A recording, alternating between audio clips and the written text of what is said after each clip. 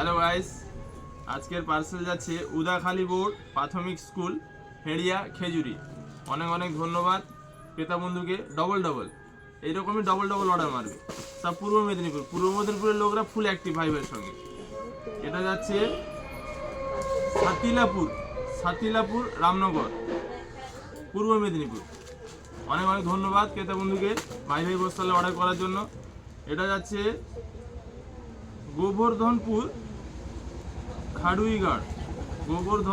খাড়ুইগড়, পূর্ব মেদিনীপুর। অনেক অনেক ধন্যবাদ ক্রেতা বন্ধুকে।